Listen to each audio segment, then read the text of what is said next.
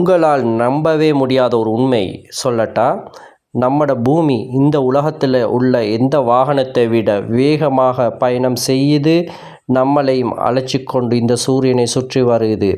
அது பயணம் செய்யும் வேகம் 1670 கிலோமீட்டர்கள் என்ற வேகம் ஒரு அவரிற்கு. இந்த வேகத்தில் செல்லும் பூமி ஒரே ஒரு செகண்ட் சுழலாமல் நின்றுவிட்டா, முன்னே செல்லாமல் நின்றுவிட்டா என்ன ஆகும்? இதுதான் இந்த வீடியோ உங்களுக்கு சொல்ல போவது. இதற்கு முன்னராக ஒரு உதாரணத்தை கற்பனை செஞ்சு பாருங்கள். இதே 1670 கிலோமீட்டர் என்ற அதிவேகத்தில் ஒரு ட்ரெயினில் நீங்கள் பயணம் செய்கிறீங்க. அதாவது அந்த ட்ரெயின் பயணம் செய்யும் வேகம் என்ன? ஒரு அவருக்கு 1670 கிலோமீட்டர் என்ற வேகத்தில் பயணம் செய்யுது, சரியா?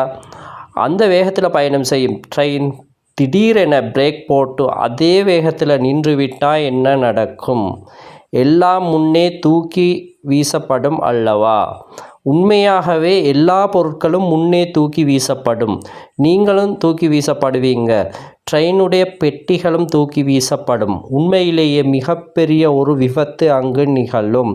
ஒரு சிறிய ட்ரெயினிற்கே, அதாவது இந்த பூமியுடன் ஒப்பிட்டால் ட்ரெயின் ரொம்ப சிறியது தானே, ஒரு சிறிய ட்ரெயினிற்கே இந்த நிலைமை என்றால் மிகப்பெரிய பூமிக்கு என்ன நிலைமை என்று கற்பனை செய்ய முடிகிறதா?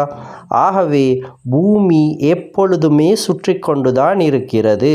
பூமி பிறந்ததிலிருந்து இன்று வரை ஒரு நொடி கூட, ஏன் ஒரு மில்லி செகண்ட் கூட அது நிற்கவில்லை, சுற்றி கொண்டுதான் இருக்கின்றது. சூரியனை எப்பொழுதும் சுற்றி வந்து கொண்டுதான் இருக்கின்றது. அது நின்றுவிட்டால் இதே ட்ரெயின் உதாரணத்தில் நம்ம சொன்ன விடயங்கள் மிகப்பெரிய அளவில் நடக்கும். முதலாவது, இந்த பூமியில் அதிகமாக இருப்பது என்ன? ஓஷியன்ஸ், கடல் உடனடியாக பெரிய ஒரு சுனாமியை ஏற்படுத்தும். ஏனென்றால் இந்த ஷொக்கினை கடலினால் தாங்கிக் கொள்ளவே முடியாது. மிகப்பெரிய சுனாமி, வார்த்தைகளால் சொல்ல முடியாத சுனாமி. சுனாமி என்றால் என்ன தெரியும் தானே? கடல் தண்ணீர் தரையை நோக்கி வருவது, முழு தரையையும் அது ஆக்கிரமித்து விடும். அடுத்தது அட்மாஸ்பியர், எமது வளிமண்டலம் என்ன செய்யும் தெரியுமா? மிகப்பெரிய காற்றை ஏற்படுத்தும். மிகப்பெரிய காற்று, வாழ்நாளிலேயே நம்ம கேள்விப்படாத மிகப்பெரிய காற்று. நம்ம கூட பறந்து சென்று விடுவோம், அப்படியான காற்றை ஏற்படுத்தும். அது மாதிரி தான் இந்த பூமியில் வாழும் எல்லா மனிதர்களும் தூக்கி வீசப்படுவாங்க மிக வேகமாக. மனிதர்கள் மட்டுமல்ல, எல்லா விலங்குகளும் எல்லா பொருட்களும் தூக்கி வீசப்படும் வானத்தை நோக்கி. ஆனால் திரும்ப வந்து விழுந்து விடுவாங்க, ஆனால் மிக வேகமாக தூக்கி வீசப்படுவாங்க. அது மாதிரி தான் எர்த்குவேக், வோல்கனிக் எரப்ஷன் என்பவை அதிகமாக ஏற்படும். ஏனென்றால் இந்த பூமியில் அந்த எர்த்குவேக்கும் வோல்கனோ எரப்ஷனும் ஏற்படுகின்றது தானே, அந்த பகுதிகள் இந்த அதிர்ச்சியை தாங்கிக் கொள்ளவே மாட்டாது. மற்றும் இது மட்டும் அல்லாமல் கிளவுட்ஸ் முற்றுமுழுதாக கலெப்ஸ் ஆகிவிடும். அடுத்தது சன்லைட் இருக்கின்றது தானே, நம்ம பெற்றுக்கொண்டிருக்கிறோமே சன்லைட், அது ஏதோ பெரிய ஒரு வேவ் மாதிரி வந்து நம் மீது விழுவது மாதிரி இருக்குமாம்.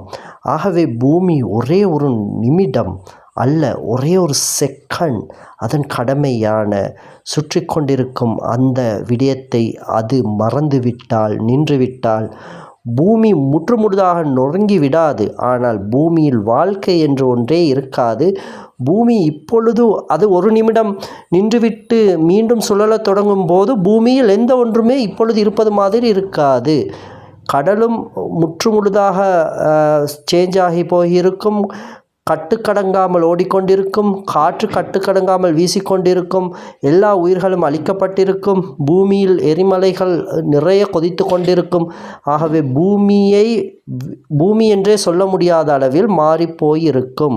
ஆகவே ஒரே ஒரு நிமிடம் பூமி நிற்காமல் ஓடிக்கொண்டிருப்பது தான் பூமியில் இந்த வாழ்க்கையை கொண்டு வந்துள்ளது.